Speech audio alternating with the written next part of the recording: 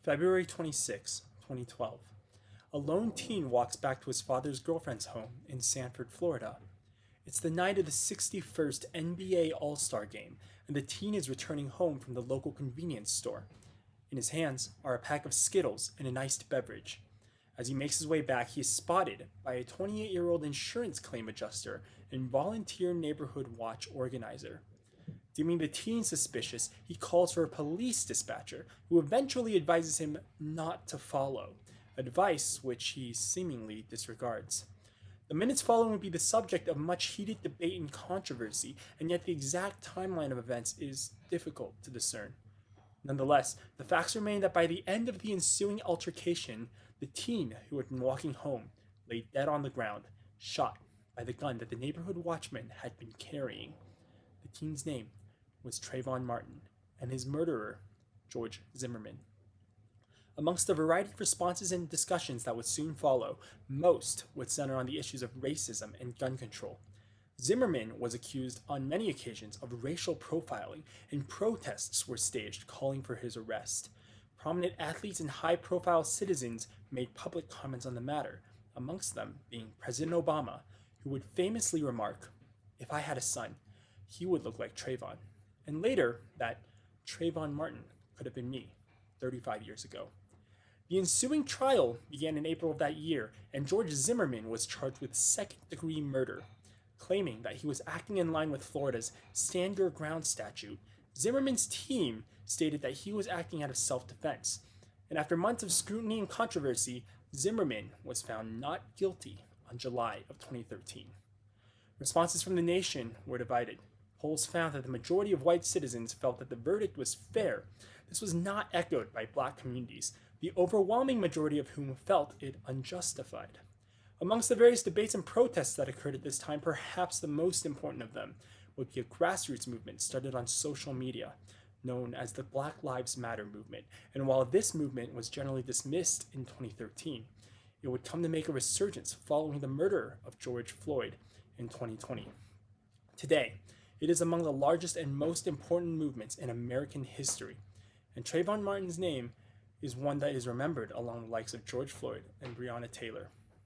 The following piece, composed by Black composer Dr. James Lee III, is both a tribute to Trayvon Martin and a vivid depiction of the complex emotions of much of the Black community. Entitled Abraham's Sons, in Memoriam, one may draw allusions to the famous lines of a famous childhood church song. Father Abraham had many sons. Many sons had Father Abraham. I am one of them, and so are you.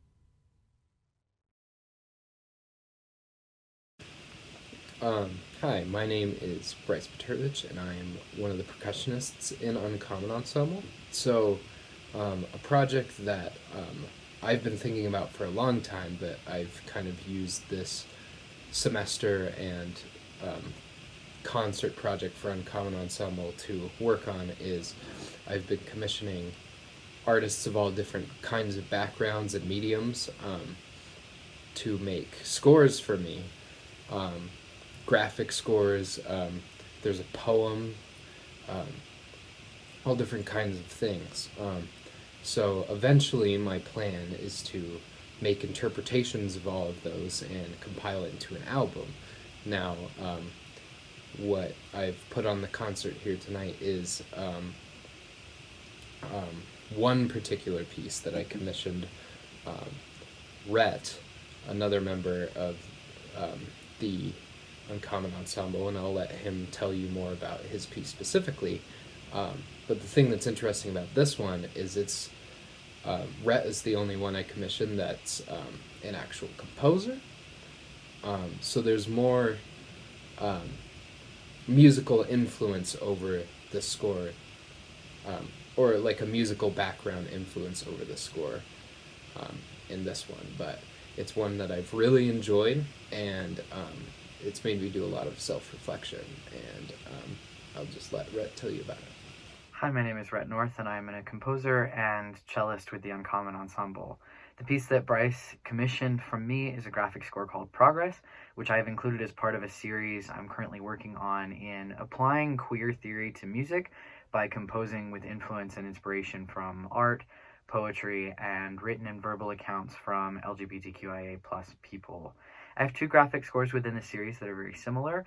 These are not pieces that will be read the same way twice, and they are some of the most intimate and vulnerable performances you'll ever see.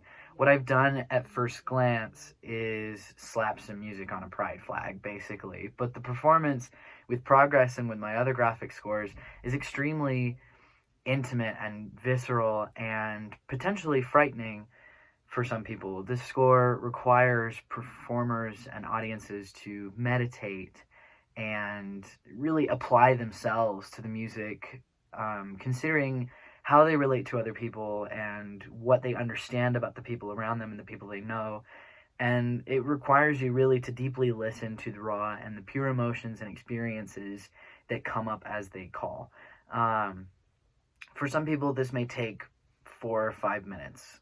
And most of what they'll learn as they play or as you listen is not entirely new. For others, this can take some time and some personal growth, and it becomes very heavy, but also a much more rewarding experience. That said, I'm very proud of the performance you're about to see, and I'm grateful to all of you for watching.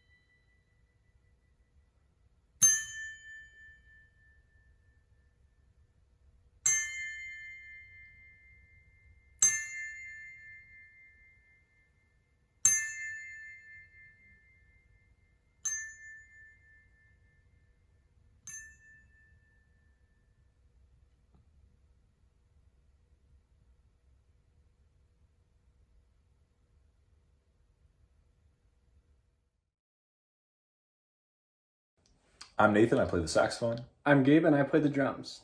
Gabe and I are students of jazz, and we would like to take this opportunity to thank and honor some of our musical heroes. The following song is a piece by the great improviser, multi-instrumentalist, and composer Charles Lloyd. It is entitled Tales of Rumi from the album Sangam. It was originally performed by Charles Lloyd with tabla master Zakir Hussain and the great drummer Eric Harland. We are musically and spiritually in debt to these great players, and we hope to present the music with integrity, honesty, personality, and a sincere nature of improvisatory expression. Please enjoy Tales of Rumi.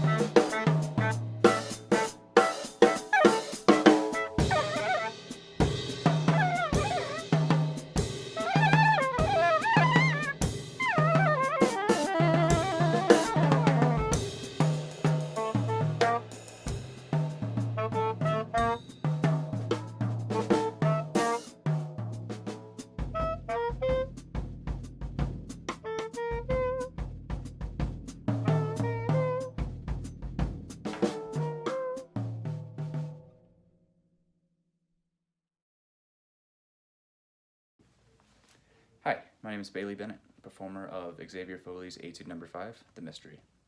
Xavier Foley is a composer and double bass virtuoso who's becoming increasingly solidified as a champion of new music and performance. He studied double bass at the Curtis Institute of Music under Edgar Meyer and Harold Robinson, and he used those resources and his own diligence to immediately take his teacher's knowledge and apply it to his professional life. Starting with his actual bass playing, he's won competitions like the Sphinx competition. He's sat principal bass at New York String Orchestra Seminar, so he's a very established bass player. But I want to focus on his composition. So as a composer, Foley has released many short pieces, which he calls etudes, and they're released on YouTube and his website. And Etude Number 5, The Mystery, was published in April 2020. And Xavier remarked it as his first slow bass solo. He's a very virtuosic person and writes a lot of very virtuosic music. And this is actually one of his first ones that he had to sort of take a step back, and I definitely think this is one of the more reflective pieces. And you can tell that right in the opening. It has this sort of James Bond type feel with the dee-da-dee-dum, which it comes back, it's a recurring theme, and it has a much more vocal, melodic middle section. So even though these are titled etudes, there really is a deeper, more, I think, vocal meaning to it. So I hope you enjoy Xavier Foley's Etude Number 5, The Mystery.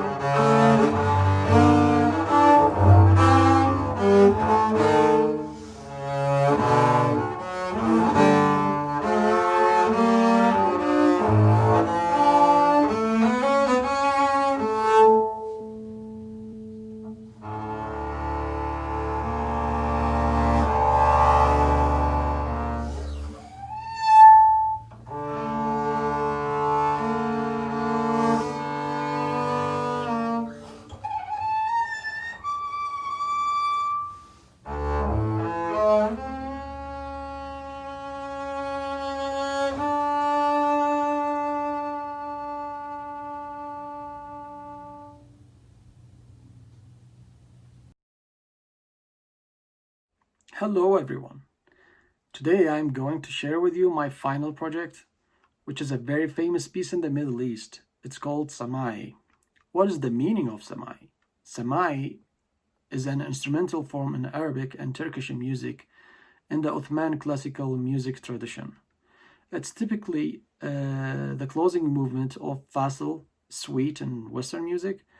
Samai usually uses the rhythmic structure called Aqsaq Samai, and it often consists of 4 sections, each section called Khana.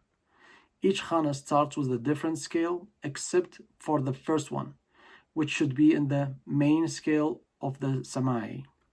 After each section, there's a part called Taslim, which should be in the main scale again. And it's used as a transition between main theme, like part A in Western sonata form. The first section and the Taslim should be in the main scale. The second, third, and the fourth section will be in a different scale, and all are in the same time signature, which should be in 10/8. Only the fourth section will be in a different time signature, which is typically like 6/4 or 6/8 or 3/4. The Samai form was used in the early period to teach the players how to switch between the scales in a smooth way. At the same time, it showed the players which scale can match with what and how to make the connections to go back to the main scale. Finally, I would like to thank the musician who collaborate with me in this project, Jarrah Al-Hidari, Kuwaiti musician, live in Istanbul, and my classmate, Gabrielle. Thank you for everyone.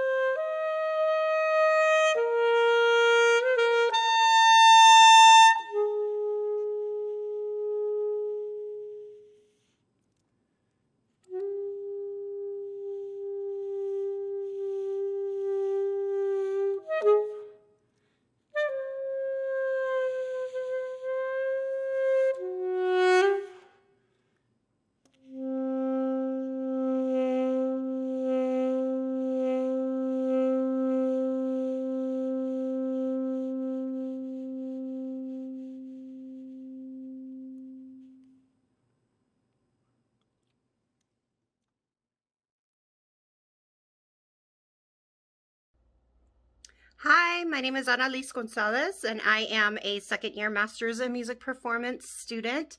I will be performing for you today a piece that I just absolutely adore.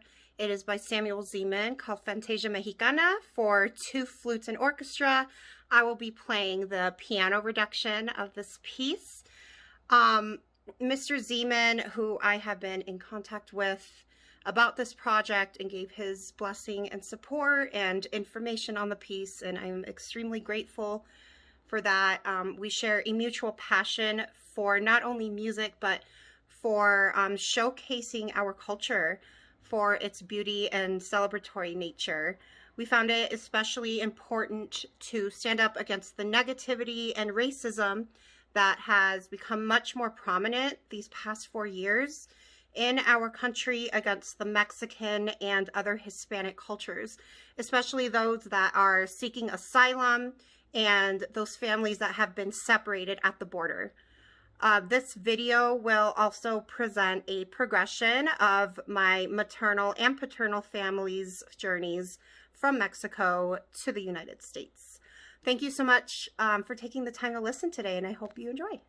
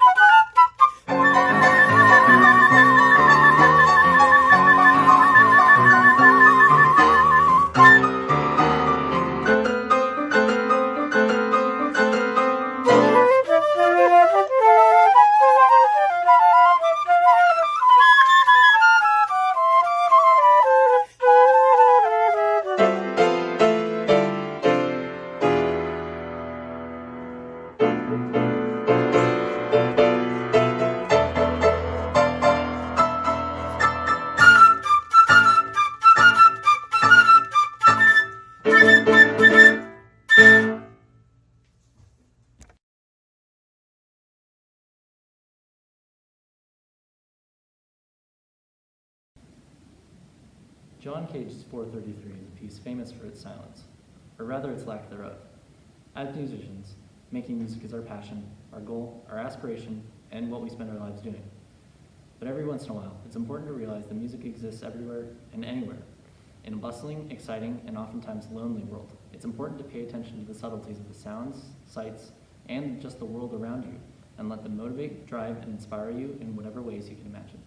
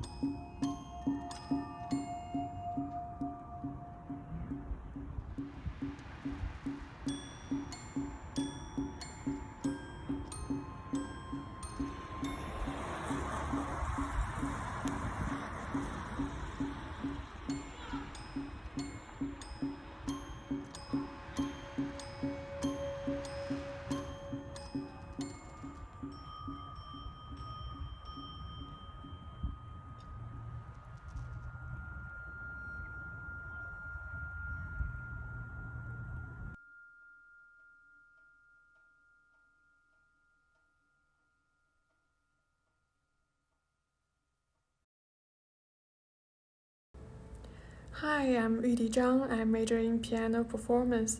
The piece I'm going to play today is the second movement of The Lost Diary, a song in the childhood, which composed by Chinese composer Xiaohan Wang. This work well completes the integration of Chinese culture and piano art, and themed with the Chinese children's song, but with the dissonant and floating harmonies added at higher range. So it was a familiar and unfamiliar piece for me, and I'm glad to have this opportunity to share this piece with you guys and hope you can enjoy it.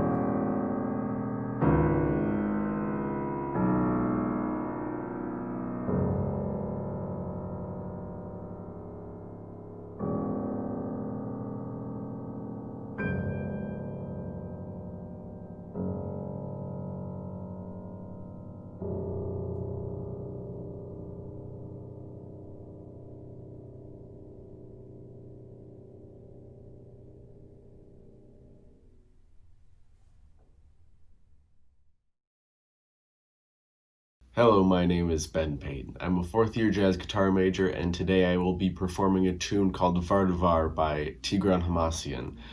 While it's hard to pin down a specific genre for Tigran, we can say for sure that he does play piano and that he pushes the limits of whatever genre he's currently in.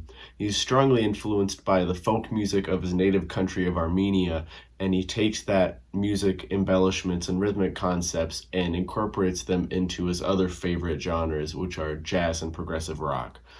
I chose this tune to perform because I wanted to start a process of understanding. Tigran's music is saturated with a culture I am wholly unfamiliar with, and as such, even though this tune has sections for improvisation, I will be performing a strict transcription that Tigran performed with a quartet in 2013. I will continue to research this music and the culture that runs through it, and I hope it inspires you too as well. Enjoy.